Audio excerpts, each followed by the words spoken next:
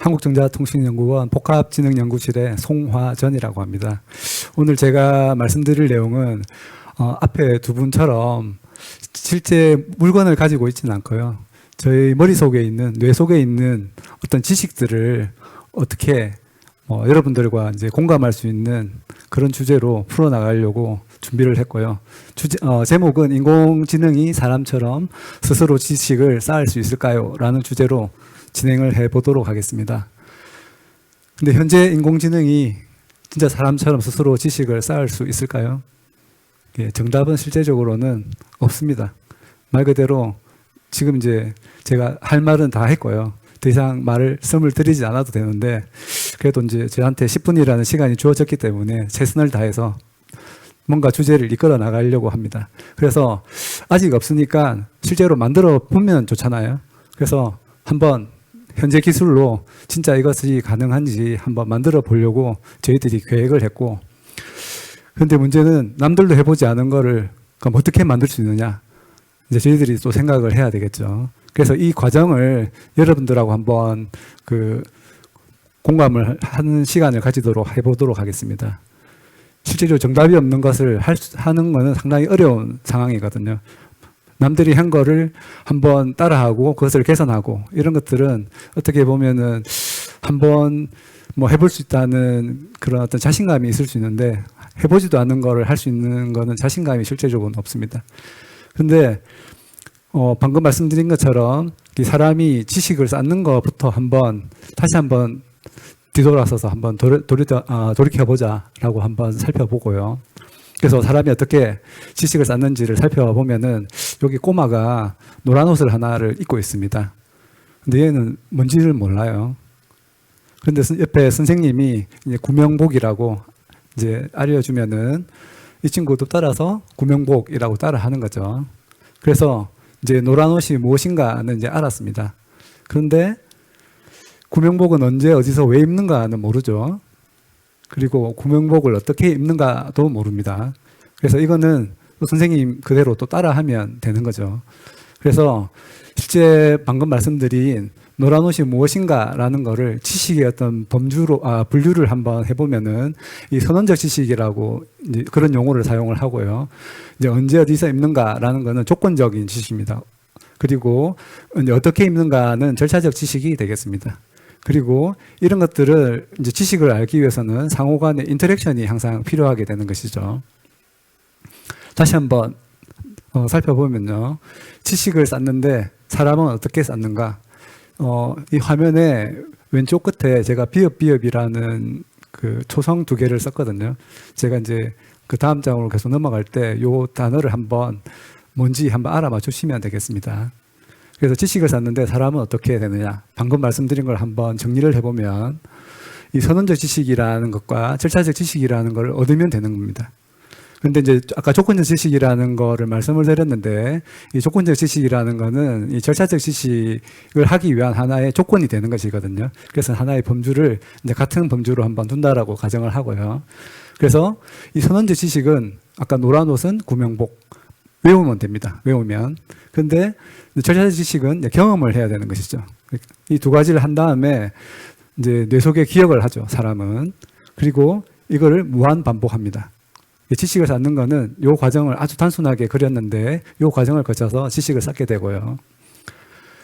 한 번 더 해보겠습니다. 또 비읍이 2가 되었죠. 이 선언적 지식이라는 게 뭐냐? 방금 말씀드린 것처럼 노란 옷이 무엇이냐? 구명복. 세계에서 제일 높은 산은 다 알고 계시죠? 근데 형사소송법 325조 내용은 저도 모릅니다. 이거는 한번 구글링을 한번 해보시기 바라고요. 근데 절차적 지식이라는 거는 뭐냐면은 에베레스트를 오르는 방법을 아는 거죠. 그리고 형사소송법 나온 것처럼 변호를 잘하는 방법. 그리고 저희 아들도 열심히 하는데 롤이나 마인크래프트 잘하는 방법. 이건 경험하는 거죠. 그래서 선언적 지식은 외우고 절차적 지식은 경험하고. 근데 절차적 지식을 잘하기 위해서는 잘하는 사람을 한번 따라해 본다든지 사전 지식으로 규칙이나 매뉴얼을 한번 습득한다든지 그래서 이 절차적 지식을 하기 위해서는 선언적 지식을 먼저 습득을 해야 됩니다.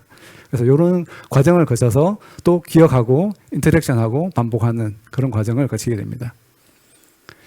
이제 비업이 이제 반복이라고 제가 이제 정답을 하나를 냈네요.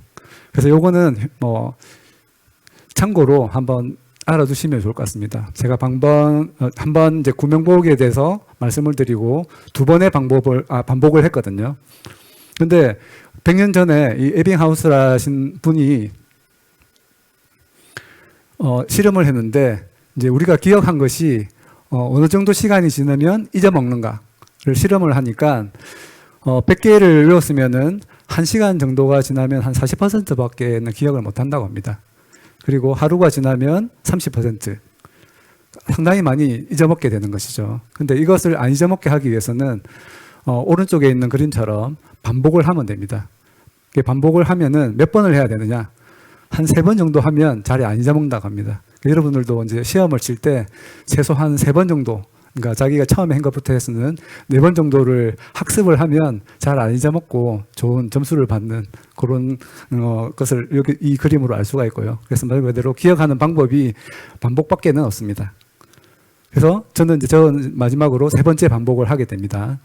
그래서 사람의 지식을 쌓는 방법을 저희는 한번 모방해 보고 싶은데 모방하는 방법을 이제 말 그대로 조금 이제 전문적인 용어로 한번 풀어서 썼습니다.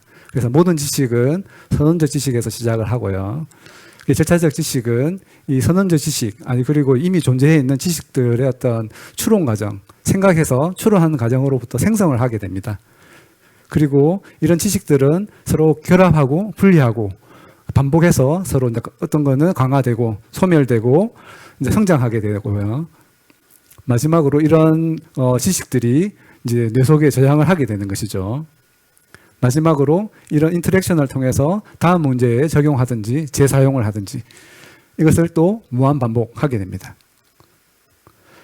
이렇게 사람처럼 스스로 쌓는 지식의 인공지능이 있을까요? 아까 제일 처음에 답변에서는 없다라고 말씀드렸는데 현재 이제 개발 중에 있습니다.